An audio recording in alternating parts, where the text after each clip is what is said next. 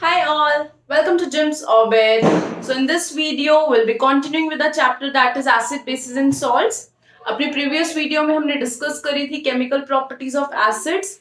In this part of our video, we'll be discussing कि chemical properties of base क्या रहती हैं, फिर how you can determine the strength of an acid or a base, what is pH, क्या pH का role रहता है in your day-to-day life. So let's start with the chemical properties of bases. The very first property that we're going to discuss here is reaction of metals with bases. अब जब मैं आपको reaction of metals with acids पढ़ा रही थी उसमें आपको बताया था जब एसिड रिएक्ट करते हैं मेटल के साथ तो वहां पे सॉल्ट फॉर्म होता है along with that hydrogen gases liberated out. So in the similar way जब बेस रिएक्ट करता है आपके पास मेटल के साथ salt is formed along with hydrogen gases liberated out. आपको कैसे पता चला gas liberated is hydrogen? Because by bringing a burning matchstick near the mouth of test tube a pop sound is produced. अगर वो pop sound आती है means hydrogen is liberated. So let's take an example. Let's suppose zinc reacts with NaOH. Zinc metal हो गया, NaOH यहाँ पे आपका base हो गया. So when they both will react with each other, क्या form होगा product में? Salt form होगा Na2ZnO2. इसका name होता है sodium zincate plus hydrogen gases liberated. Clear? तो ये क्या आपके पास रिएक्शन है. कभी भी अगर मेटल्स रिएक्ट करेंगे बेस के साथ the product form will be a salt along with the release of hydrogen gas. ठीक है, चलिए moving on to the second reaction that is reaction of bases with non metallic oxides. हमने यहाँ पर acids के साथ रिएक्शन पढ़ा था कि जब एसिड्स रिएक्ट करते हैं मेटालिक ऑक्साइड्स के साथ तो क्या प्रोडक्ट बन रहा था? सॉल्ट और वाटर. क्यों सॉल्ट और वाटर बन रहा था? क्योंकि आपने क्या लिया था? एसिड ले लिया था और मेटालिक ऑक्साइड ले लिया था. मेटालिक ऑक्साइड्स का नेचर क्या होता है? Generally they are basic in nature. तो एसिड और बेस रिएक्ट करके बना रहे थे सॉल्ट और वाटर. क्लियर? तो सेम केस यहाँ पर हो रहा है. यहाँ पर अब बेस रिएक्ट कर रहा है नॉन मेटालिक ऑक्साइड के साथ. Non metallic oxides acidic in nature होती है इन जनरल. तो अगर बेस रिएक्ट कर रहे हैं नॉन मेटालिक ऑक्साइड्स के साथ which are acidic in nature तो एसिड और बेस मिलाकर हमेशा क्या बनाते हैं? Salt and water is formed. So let's take an example of this thing. Let's suppose मैंने बेस ले लिया NaOH. कोई नॉन मेटालिक ऑक्साइड ले लो, कार्बन डाइऑक्साइड, सल्फर डाइऑक्साइड. जब ये आपस में रिएक्ट करेंगे सॉल्ट बन गया sodium carbonate Na2CO3 that is sodium carbonate plus water form हो गया साथ में.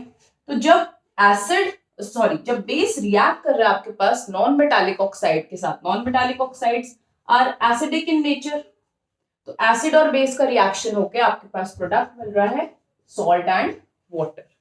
ठीक है, तो कभी भी जो इस टाइप के रिएक्शंस होते हैं जिसमें एसिड और बेस रिएक्ट करके आपको प्रोडक्ट में देता है सॉल्ट एंड वाटर, उस टाइप के रिएक्शंस को हम बोलते हैं neutralisation reactions. Neutralization reactions are those reactions in which we take an acid and a base as reactants and in the products you get salt and water. Clear? तो neutralisation reaction को एक बार detail में देखते हैं कि किस type के salts बनते हैं, कौन कौन से डिफरेंट टाइप के सॉल्ट्स एग्जिस्ट कर सकते हैं. So let's see. सो कभी भी अगर एसिड और बेस रिएक्ट कर रहा है वो सॉल्ट और वाटर फॉर्म कर रहा है. ठीक है, reaction of an acid and base is giving you salt plus water. अब ये जो सॉल्ट फॉर्म हो रहा है यहाँ पे ये 3 टाइप्स का सॉल्ट हो सकता है. It can be a neutral salt. ठीक है, it can be an acidic salt और it can be a basic salt. अब हमें कैसे पता चलेगा जो सॉल्ट फॉर्म हो रहा है वो न्यूट्रल है, एसिडिक है या बेसिक है? देखिए, न्यूट्रल सॉल्ट्स तब फॉर्म होंगे अगर आपने स्ट्रॉन्ग एसिड लिया है इन द रिएक्टेंट और आपने स्ट्रॉन्ग ही बेस लिया है. मतलब जो रिएक्टेंट में एसिड और बेस यूज हो रहे हैं वो दोनों स्ट्रॉन्ग है या फिर वो दोनों वीक है. वीक एसिड और वीक बेस लिया then also the salt form will be neutral. ठीक है, ना तो वो एसिडिक होगा ना तो वो बेसिक होगा. Coming on to the acidic salt. Acidic salt तब फॉर्म होगा अगर आपने स्ट्रॉन्ग एसिड लिया है, उसके साथ जो बेस रिएक्ट कर रहा है वो वीक है, ठीक है। Strong acid is reacting with a weak base, तो उस केस में जो सॉल्ट फॉर्म होगा that will be acidic in nature. Coming on to the basic base, अगर आपने यहाँ पे वीक एसिड लिया है प्लस स्ट्रॉन्ग बेस लिया है, weak acid and strong base, तो उस केस में जो सॉल्ट फॉर्म होगा that will be a basic salt. एक एग्जांपल लेते हैं सारी केसेस का। स्ट्रॉन्ग एसिड और स्ट्रॉन्ग बेस ले लो। लेट सपोज मैंने लिया NaOH reacts with HCl, strong base है, स्ट्रॉन्ग ही एसिड है, तो यहाँ पे प्रोडक्ट बन गया आपके पास NaCl प्लस वाटर। ये जो सॉल्ट फॉर्म हुआ है इसका नेचर कैसा होगा? न्यूट्रल होगा, बिकॉज स्ट्रॉन्ग एसिड और स्ट्रॉन्ग बेस जब भी कंबाइन करेंगे आपके पास the product formed will be a neutral salt along with water. Okay, now moving on to the acidic salts. अब यहां पर आप कोई भी स्ट्रॉन्ग एसिड ले लो, HNO3 ले लिया फॉर एग्जाम्पल, कोई भी वीक बेस ले लो, let suppose NH4OH, this is ammonium hydroxide, ठीक है। स्ट्रॉन्ग एसिड लिया, वीक बेस लिया, अब ये जब आपस में रिएक्ट करेंगे क्या प्रोडक्ट बनेगा? NH4NO3, आपके पास सॉल्ट फॉर्म हो गया ammonium nitrate NH4NO3 plus water liberate out हो गया। तो ये जो सॉल्ट फॉर्म हुआ है इसका नेचर कैसा है आपके पास? एसिडिक, क्योंकि ये किस कॉम्बिनेशन से बना है? स्ट्रॉन्ग एसिड और वीक बेस के कॉम्बिनेशन से। Now moving on to the basic salts. अब यहाँ पे कोई वीक एसिड ले लो, लेट सपोज मैंने एसिटिक एसिड ले लिया, ठीक है। कोई स्ट्रॉन्ग बेस ले लो, लेट सपोज मैंने NaOH ले लिया। वीक एसिड और स्ट्रॉन्ग बेस आपस में रिएक्ट करके कैसे सॉल्ट बनाएंगे? Basic salt. तो यहां पर आपके पास जो सॉल्ट फॉर्म हो गया that is CH3COONA plus water liberate out हो गया। इसका क्या नेम है? Sodium acetate. So sodium acetate का नेचर कैसा रहेगा? Basic in nature, because it is formed by the combination of weak acid and strong base. अच्छा, हमें कैसे पता चलता है कि कोई एसिड स्ट्रॉन्ग है, कोई एसिड वीक है, कोई बेस स्ट्रॉन्ग है, कोई बेस वीक है? ये मैंने आपको लास्ट वीडियो में भी बताया था कि कोई भी एसिड या बेस जितने आयंस लिबरेट कर रहा है अपना इन देयर एक्वियस फॉर्म, उससे हम डिटरमाइन कर सकते हैं कि एसिड स्ट्रॉन्ग है या वीक है, बेस स्ट्रॉन्ग है या बेस वीक है। जितने एसिड अगर जितने ज्यादा number of H+ ions liberate out करेगा ऑन आयोनाइजेशन तो वो स्ट्रॉन्ग एसिड माना जाएगा। यहाँ पे देखिए, जैसे मैंने HCl को स्ट्रॉन्ग एसिड में कंसीडर करा है, HNO3 को स्ट्रॉन्ग एसिड में कंसीडर करा है, क्योंकि on ionisation they are liberating more number of H+ ions.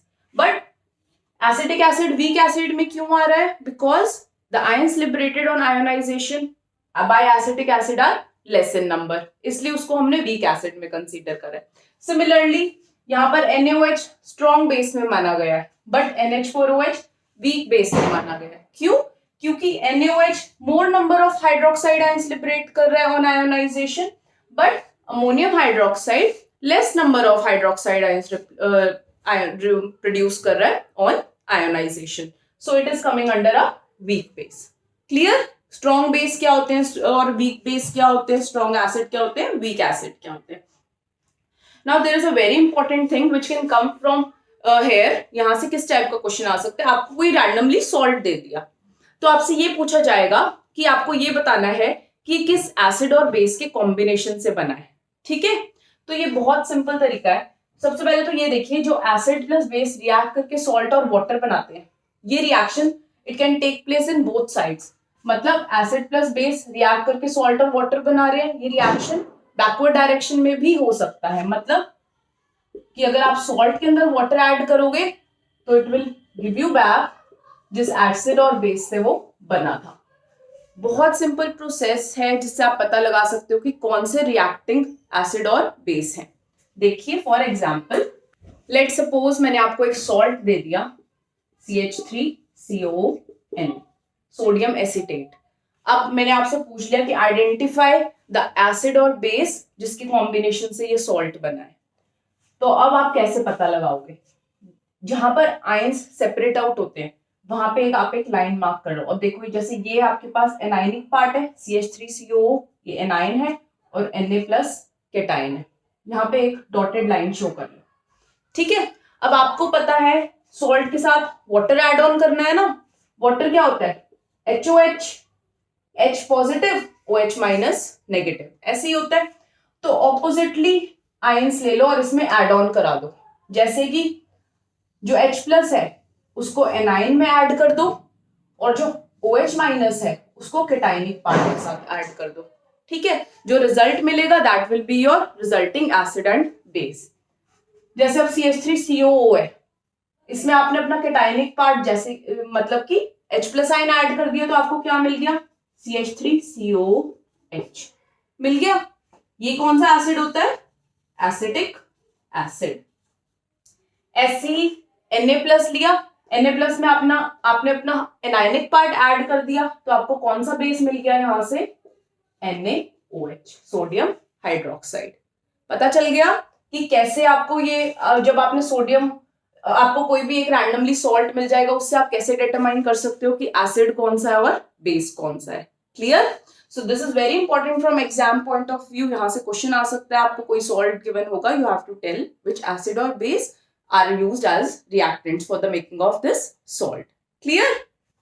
एक और एग्जांपल लेके एक्सप्लेन कर रही हूं।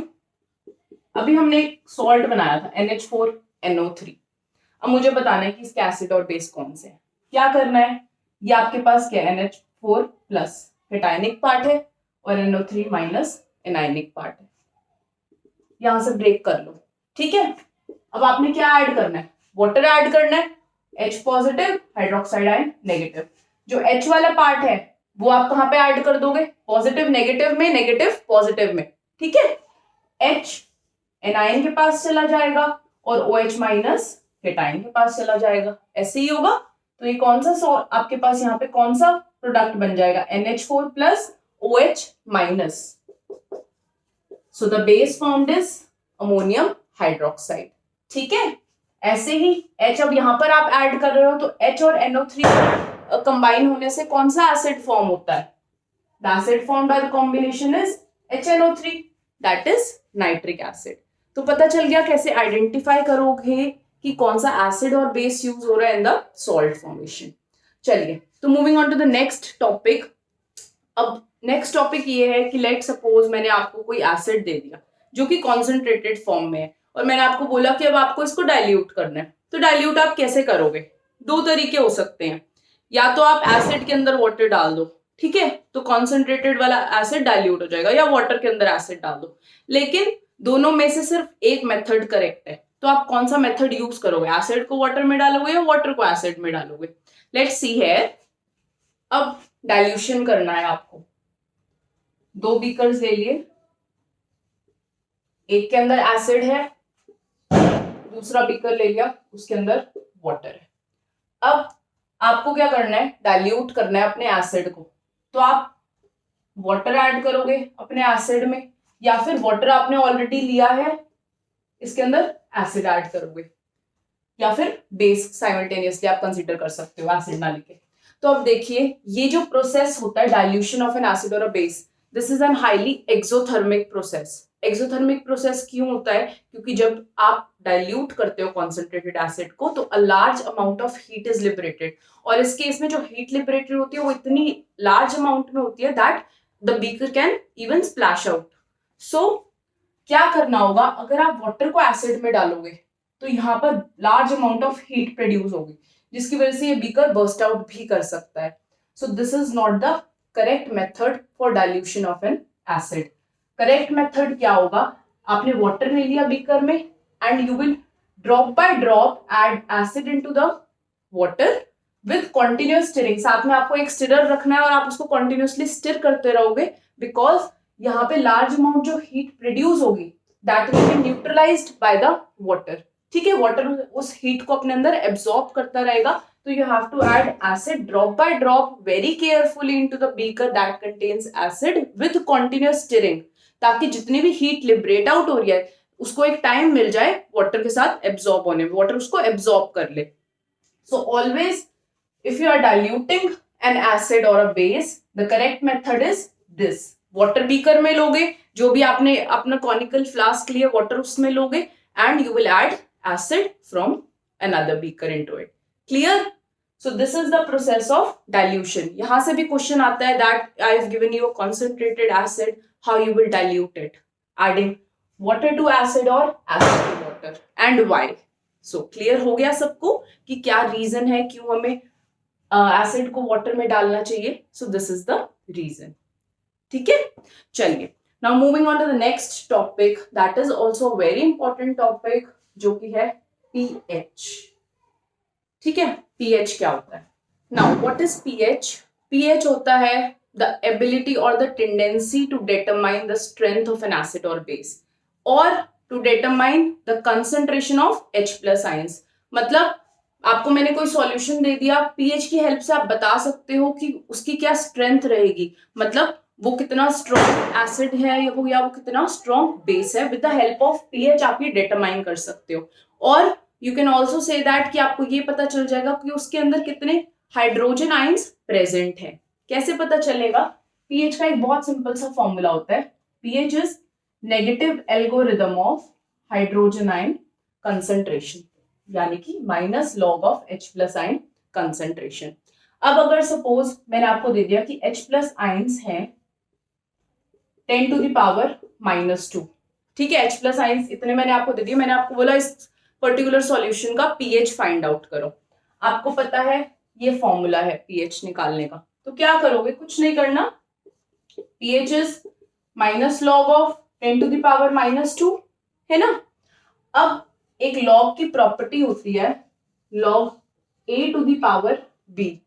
ये लॉग है, इसको a मान लो और इसकी पावर को b कंसीडर कर लो. Log a to the power b किसके इक्वल होता है? b लॉग a के. जो पावर है वो नीचे आ जाती है और बाकी की चीज एज इट इज लिख दो. ठीक है, तो अब यहाँ पे देखो आपके पास पावर कितनी है? -2. वो एज इट इज नीचे ले आओ. माइनस ऑलरेडी था, -2 आप पावर नीचे ले आए.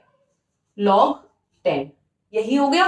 कंपेयर करो इस फॉर्मूले से. Log a to the power b किसके इक्वल है? b लॉग a के. पावर नीचे आ गई, ये आपके पास b हो गया लॉग a. लॉग 10 क्या हो गया आपके पास? जो a है यहाँ पर फॉर्मूले में. क्लियर?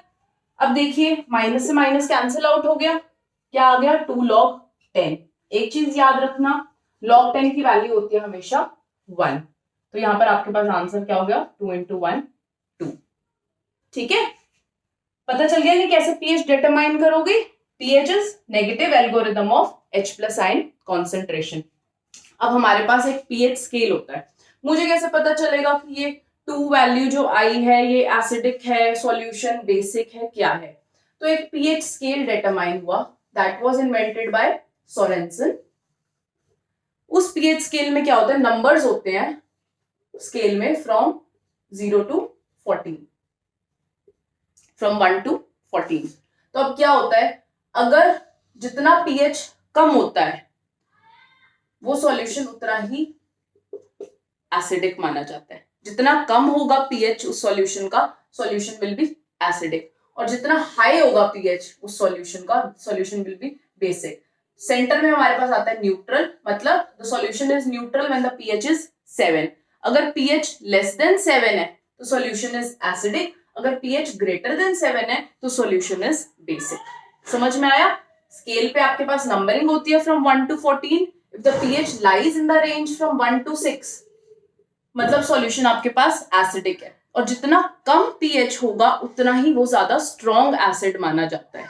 ऐसे ही 7 पे न्यूट्रल आ गया. If the pH lies in the range of 8 to 14 means the solution is alkaline or it is basic.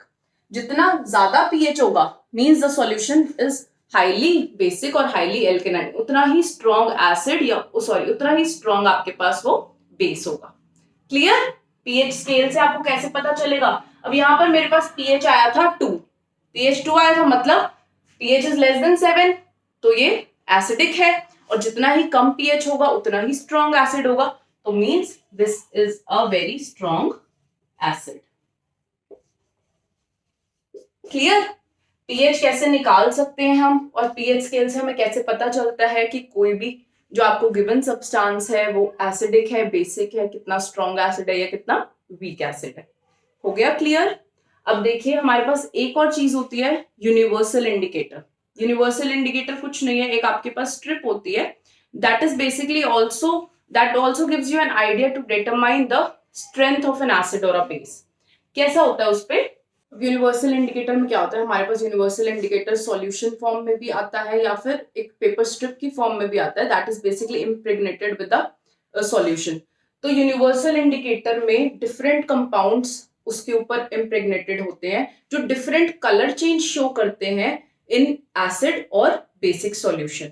जैसे कि अगर सपोज मैंने एक कोई आपको स्ट्रॉन्ग एसिड दिया, एक वीक एसिड दिया, ठीक है, और दोनों ही कलरलेस हैं, आपको बताना होगा कि कौन सा सॉल्यूशन जो है वो स्ट्रॉन्ग है और कौन सा सॉल्यूशन जो है वीक है।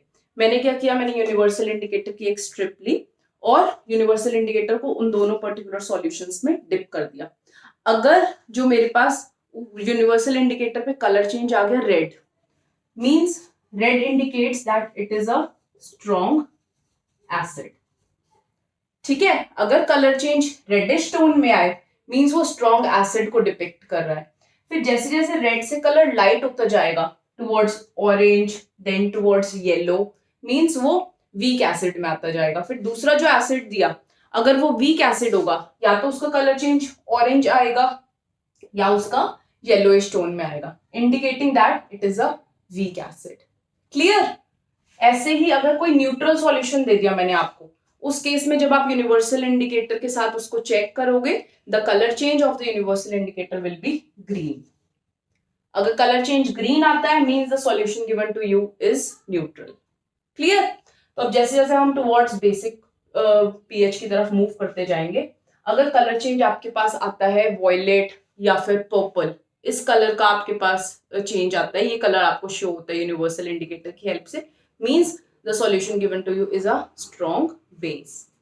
14 पे जनरली हमारे पास जो कलर चेंज आता है वो वायलेट या पर्पल आता है। ठीक है, फिर अगर वीक बेस की बात करूं तो जैसे हम 7 से टुवर्ड्स 14 की साइड मूव कर रहे होते हैं तो कलर चेंज थोड़ा सा ग्रीन से ब्लूइश ग्रीन हो जाता है, indicating the pH around 8 to 10। उसके बाद फिर ब्लूइश ग्रीन से वो sky blue then dark blue, ऐसे ऐसे शिफ्ट करते रहता है। ब्लू के टोन्स जो हैं वो धीरे धीरे इंक्रीज होती रहती हैं जैसे जैसे आप फ्रॉम पीएच 18 to 14 मूव करते हो। तो स्ट्रॉन्गली बेसिक सॉल्यूशंस में कलर चेंज वॉयलेट और पर्पल होता है, स्ट्रॉन्गली एसिडिक सॉल्यूशंस में कलर चेंज रेड होता है। न्यूट्रल के लिए जो colour change universal indicator show करता है वो होता है ग्रीन। ठीक है, तो यूनिवर्सल इंडिकेटर की हेल्प से भी आप डिटरमाइन कर सकते हो जो आपको सॉल्यूशन गिवन है वो हाईली एसिडिक है, वो हाईली बेसिक है, या फिर वो न्यूट्रल है, या वीक एसिडिक है, या वीकली बेसिक है।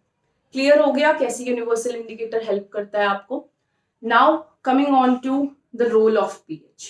पीएच का क्या रोल रहता है? पीएच की हेल्प से how you can determine your day to day activities. So the very first property of pH that helps you in your day to day life is the role of pH in your stomach. अब हमें पता है कि हमारी body में, हमारे stomach में hydrochloric acid liberate out होता है ना, that basically kills the germs in your food.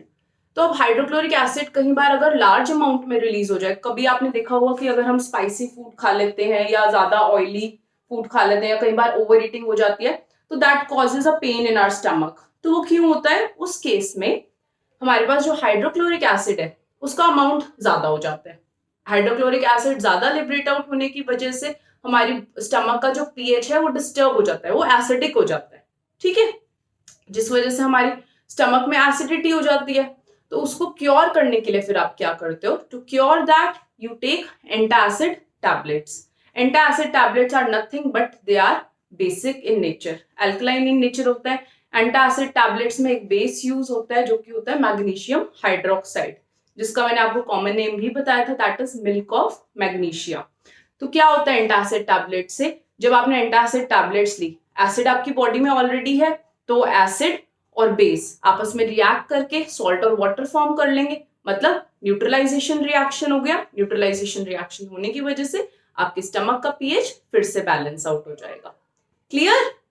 सो ये था आपका first role of pH in your stomach. Now the second role of pH that will talk about is that how does pH effect our tooth decay. क्या pH का role होता है in our mouth? Tooth decay में कैसे pH अपने आप को involve करता है।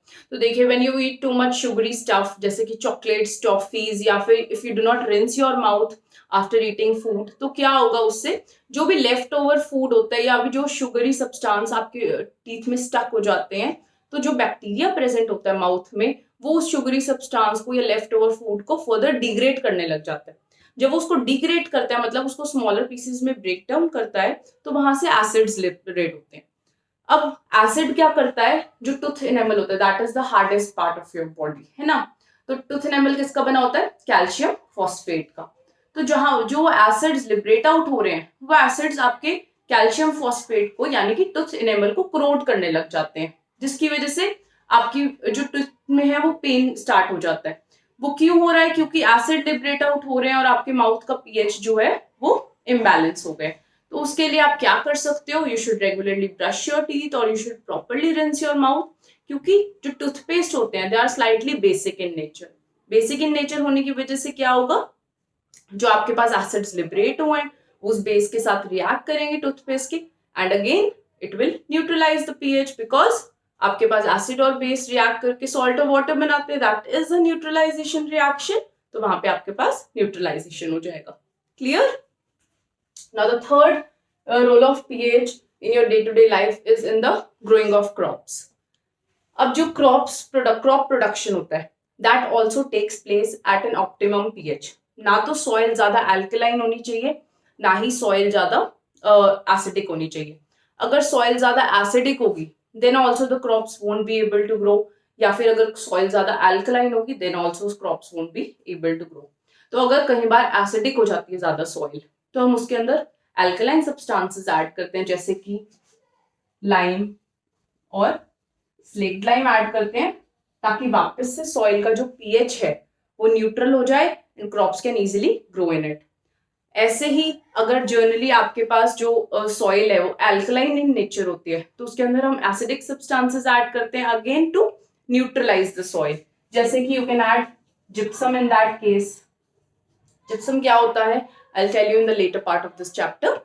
तो you can add gypsum अगर soil ज्यादा alkaline है, ताकि वापस से उसका pH जो है वो न्यूट्रलाइज हो जाए, वापस उसका pH जो है वो नॉर्मल हो जाए, so that the crops can grow easily.